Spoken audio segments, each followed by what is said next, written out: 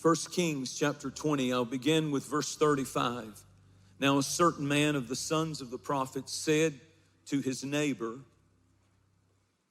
by the word of the Lord, in other words, God told him, say, strike me, please. And the man refused to strike him. And he said to him, because you have not obeyed the voice of the Lord, surely as soon as you depart from me, a lion shall kill you. And as soon as he left him, which I would have never left him, he's my neighbor, I might as well move in here. This is a wild story. And as soon as he left him, a lion found him and killed him. Look at verse 37. And he found another man, the prophet, and said, strike me, please. So the man struck him. And notice the wording. The man struck him and inflicted a wound.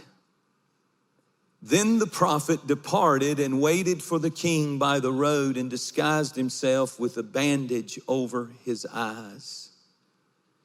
I'd like to read one more verse in the last verse of that chapter, verse 43. So the king of Israel went to his house sullen or heavy and displeased and came to Samaria. One translation said, heavy under conviction.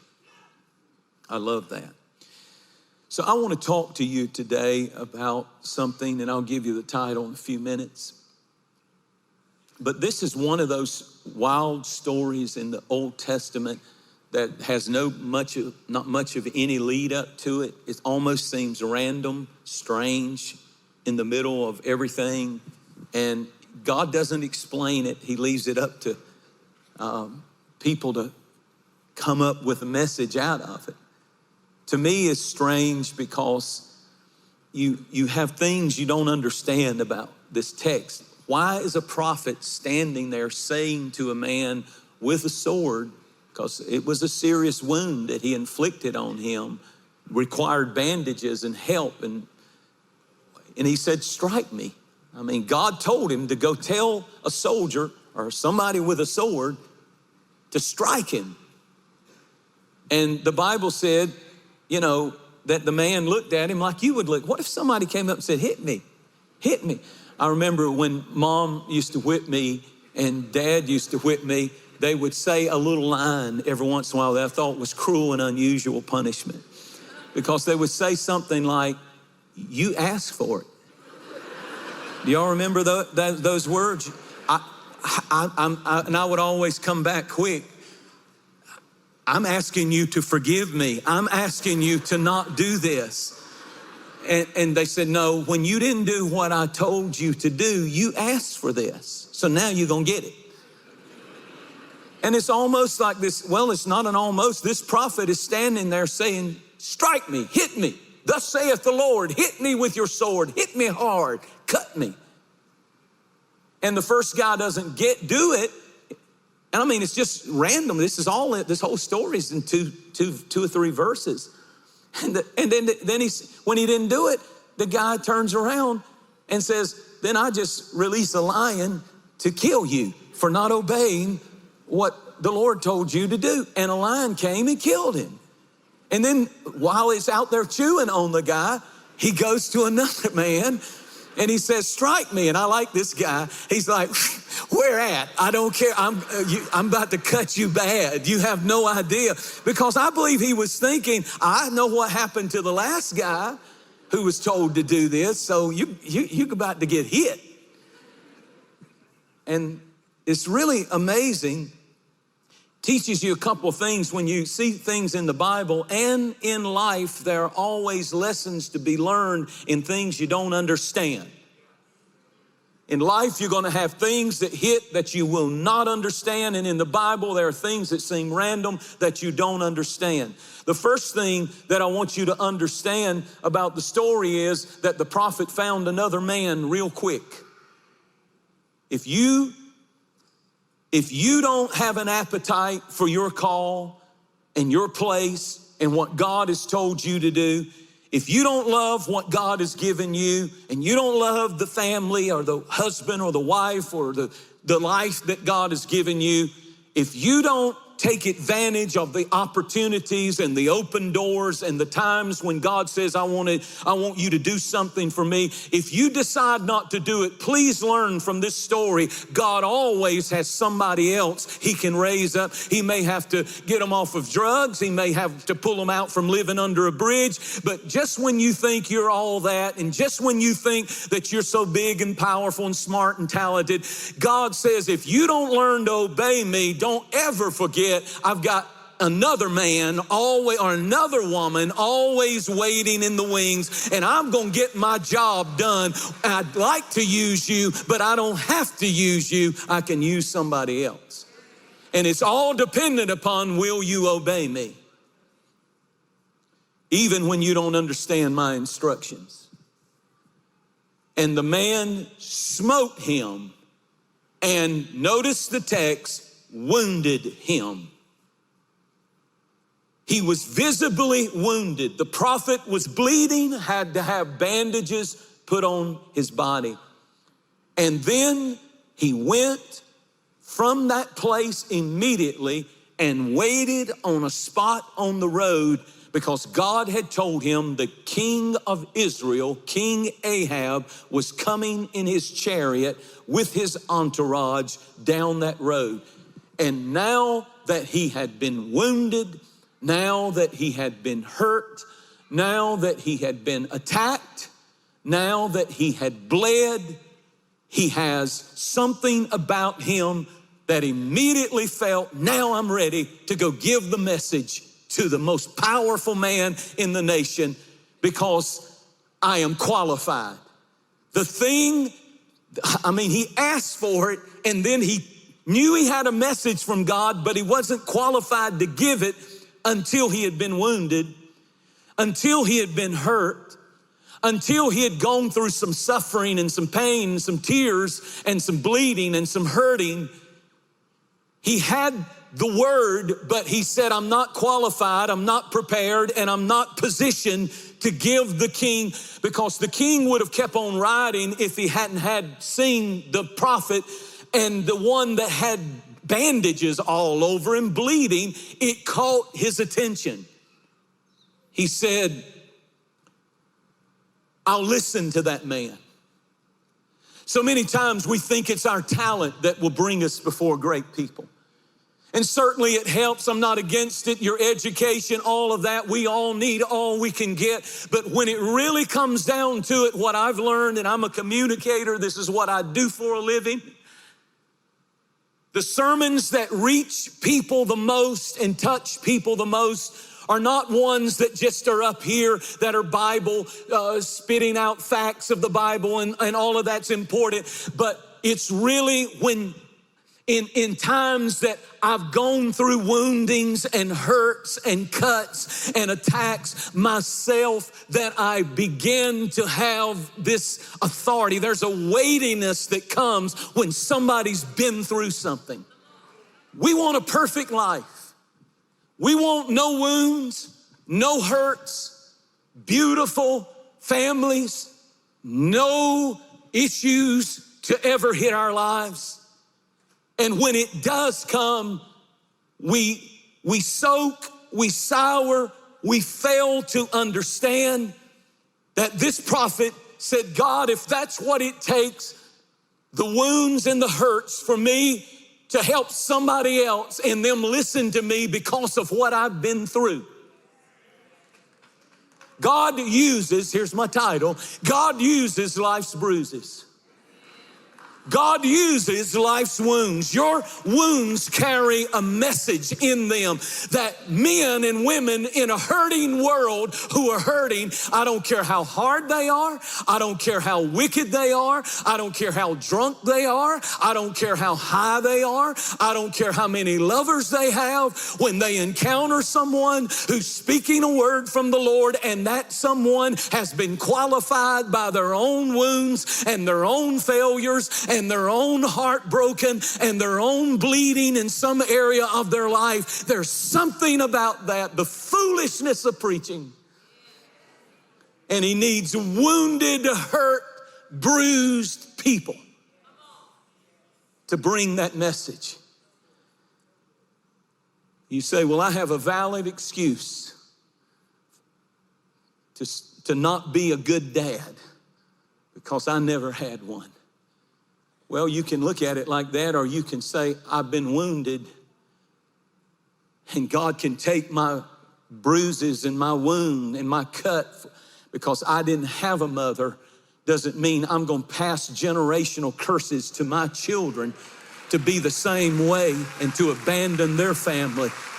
But God can actually use what they meant for my evil, Joseph said concerning his own family. What they meant for my evil, God can use it for the good, and I can transfer blessing, and I can be an even more attentive mother or father because of what I've been through. The wounds can be used to heal and not destroy. Well, Pastor, you just don't understand how bad I've been hurt. No, you don't understand now that you have been hurt, now that you have been attacked, now that you have been wounded, you can be highly effective in leadership. The very thing we think disqualifies us from leadership. See, we think leaders have to be perfect. Their lives have to be perfect. Somebody that I listen to needs to have it all together. When in reality, sometimes you need to get around some people who have been wounded and hurt and made it through. Some things you go through, and it'll never be the same again. There's nothing you can do that can change it, and it's hard, but God says, I can use that wound, I can use that bruise, I can use that attack, I can use that divorce, I can use that if that disease had not come, and don't get me wrong, God doesn't send it. Read the story of Job. It's Satan that sends it. It's sin that sends it. It's the enemy that sends it. It's disobedience that sends it. But God, if he allows the wound to hurt, the attack, the bloodshed to come to your life, to your family, the sword to hit you, it's only so he can give you more ability to communicate to somebody else that I went through it and I made it. The tragedy, the loss of a loved one, the early death of some relative. God says, I can use that wound to get my message across to powerful, hardened people who nobody else can reach but the wounded. Sometimes we think if we've been wounded, we can't lead. We think, sometimes we look at God's command and say, I really can't worship today with joy because I've had such a hellish week. I really can't lead. I really can't help others because I've been wounded and I've been hurt. I can't even lead myself. I'm so messed up, I can't even get myself out of this depression. How in the world can God use me? Because that's how he does. We've all been shot. Throw away your excuses. You say, I'm the only one that's shot. No, you're not. You're not the only one hurt. You're not the only one wounded.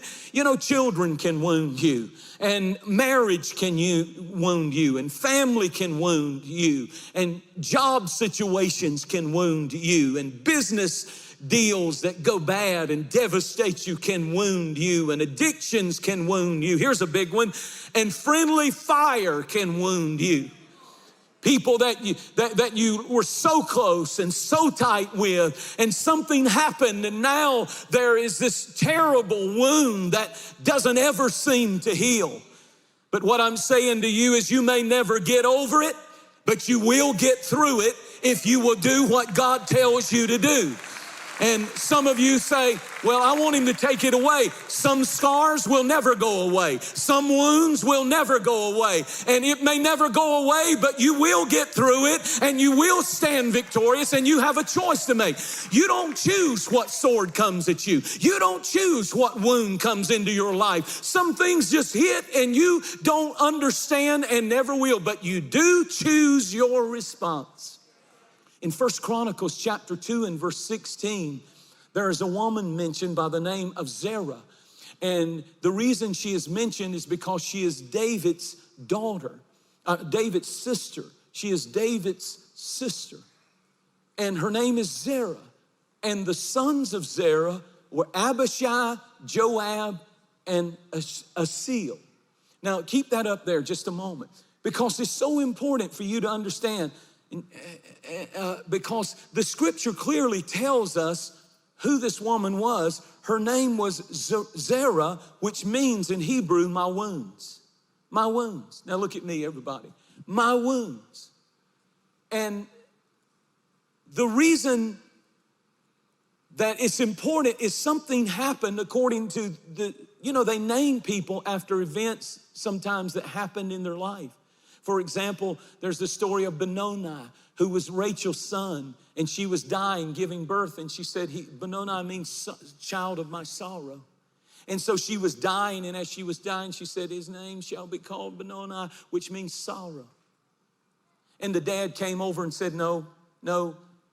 As she was dying, he said, his name will not be called sorrow. His name will be called Benjamin, which means son of my right hand, from which is the lineage of the kings of Israel.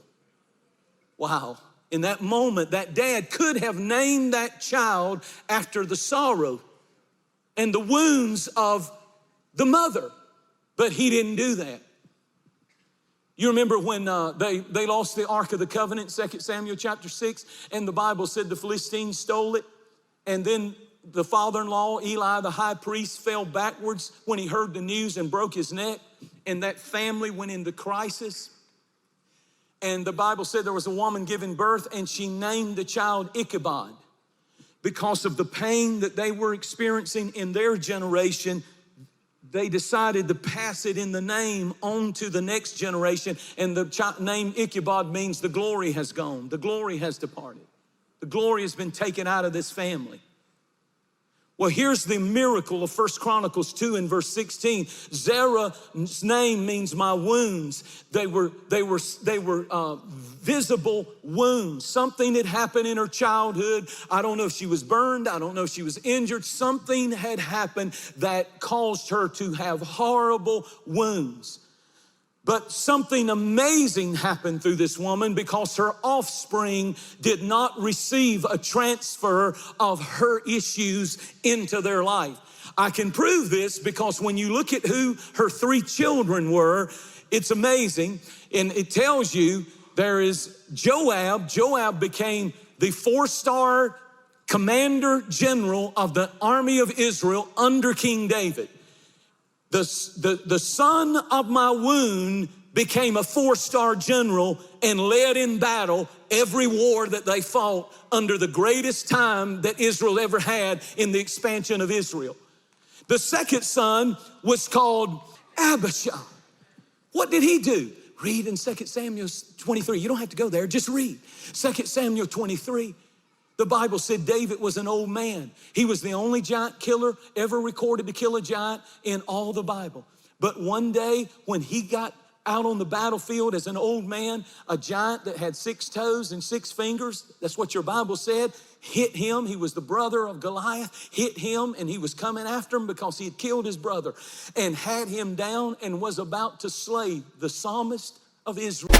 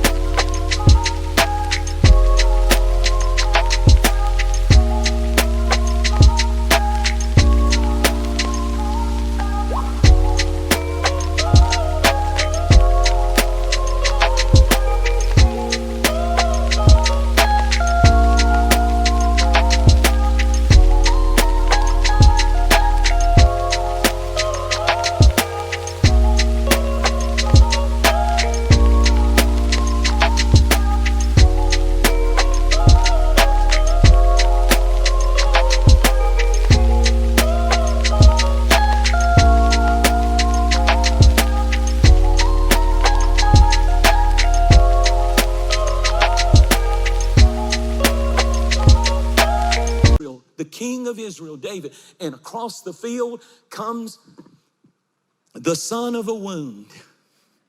If she had transferred wounds and offense and hurt and self-pity and depression and fear and worry, he would have never ran. Nobody had ever seen anybody kill a giant but David. But when David was laying on the ground wounded and the king was about to take his head off, here comes the son of a wound running across there, Abishai. He fights the giant, gets between David and the giant and slew the giant. And then there's this third fella, and his name is Ashiel. And you know what his name means? And you know what it says of him in the scripture? It said that he was the fastest runner in all of Israel. He could run faster than anybody. He was the fastest in his field. So here's a woman that has wounds. Her name means my wounds. She's carried them all her life, but instead of letting her wound produce bitterness and pain and depression and addiction and curses and bondage and low self-esteem and no belief in themselves or confidence in themselves, she raised 3 champions in one household with her wounds. One became a 4-star general, one became a giant slayer, and another one became the fastest in his field. Don't tell me you can't do it. I know you've been wounded if you're a single mom or a single dad, but you can raise champions for Jesus Christ if you will believe that he can use life's bruise to bring about something good. My question to you is, what will your wounds produce? Will they produce bitterness? Will they produce unbelief? Will they produce addiction? Will they produce rebellion and excuses and resentment? This is what the Apostle Paul said. He had it all. He had intellect. He had education. He was gifted. He was an intellectual. And he said, yet I don't glory in any of that. But he said, I glory in my infirmities, my wounds. He was beaten with rods. He was stoned. He was beaten with a cat of 9 tails. He was tied up. He was tortured. He was snake bitten. He was shipwrecked. He was stoned and left for dead. He was scarred up. He was wounded. And yet, when he said, God, I wish you would take all this pain away, God said, I'm not ever going to take it away. You'll never get over it, but you will get through it. As a matter of fact, my grace is sufficient for you, and my strength will be made perfect through your wounds. I'll give you grace, even though you're going to take hit after hit. I really want God to use me. And I'm not going to be like that prophet in the Bible. I sure ain't gonna go up and ask for it. Strike me, God, come on. I'm not gonna get out in the next lightning storm and say, strike me and make me walk funny so I can preach good. That's not what I'm saying. I'm not volunteering for none of that.